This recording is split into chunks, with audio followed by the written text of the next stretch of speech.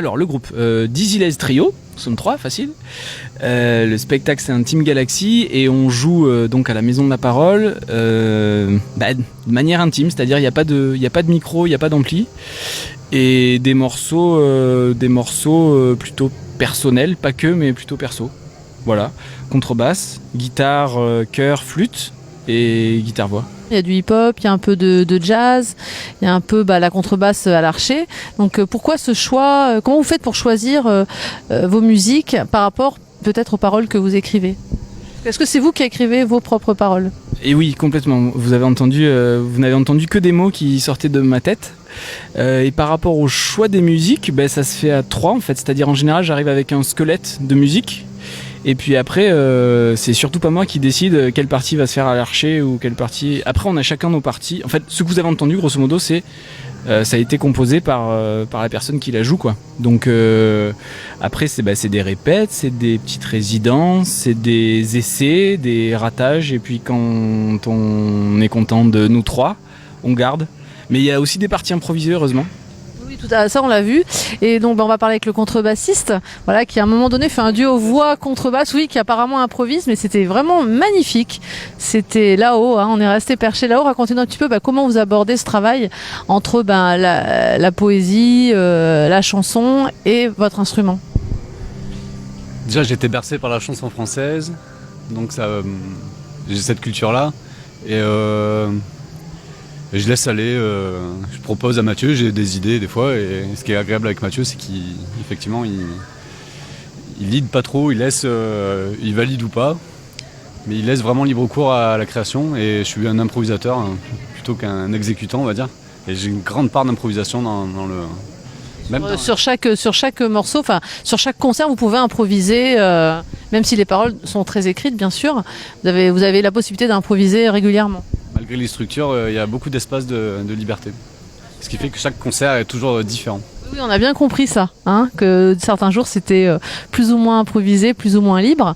Et vous, donc par rapport à tout ça, vous accompagnez ce trio, vous sortez une flûte à un moment donné, c'est magique aussi parce qu'on s'y attend pas.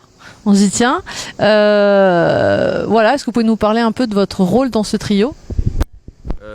Comme il y a déjà une guitare, mon rôle je pense qu'il est plus...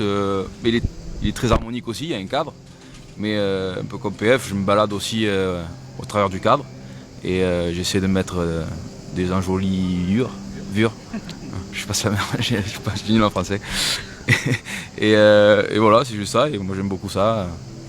C'est un moment un petit peu hors du temps parce que à la fois le slam pour moi je suis pas très habituée à écouter du slam, moi je suis plutôt jazz et c'est vrai que c'est un truc qui nous paraît assez brut, et là je trouve que c'est très léger et c'est très c'est très poétique et c'est lisible, enfin moi j'ai tout compris. On ne peut pas dire que j'ai pas l'habitude, mais c'est vrai que c'est souvent quelque chose j'écoute pas.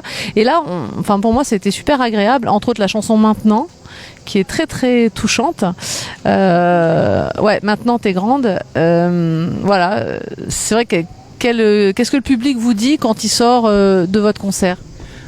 C'est jamais pareil en fait, mais votre remarque elle est touchante parce que en fait pour moi il y a autant de slam que de slammer et du coup si vous employez le mot poésie, déjà c'est flatteur et puis le côté léger en fait on nous en a déjà parlé mais c'est quelque chose qui revient et c'est assez important de pouvoir parler de choses graves en gardant ce côté léger en fait. Ou de choses pas graves du tout, mais en tout cas qu'on reste, que ce soit pas de l'artillerie lourde. Et je voulais savoir, vous avez des CD, où est-ce qu'on peut vous retrouver si on veut suivre votre travail? En fait, les CD, on les a avec nous. En fait, ça peut s'écouter en ligne sur toutes les plateformes que je ne nommerai pas là, mais ça peut se retrouver en streaming ou en morceaux payants.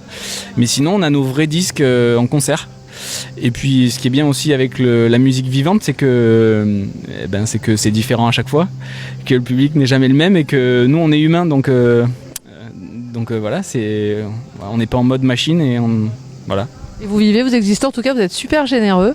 C'est vraiment une musique très agréable et un super beau concert. J'espère que la suite du Festival d'Avignon va être sympa pour vous au niveau du bouche à oreille, de l'oreille à la bouche comme on dit. En tout cas merci beaucoup et puis à très bientôt. Merci beaucoup.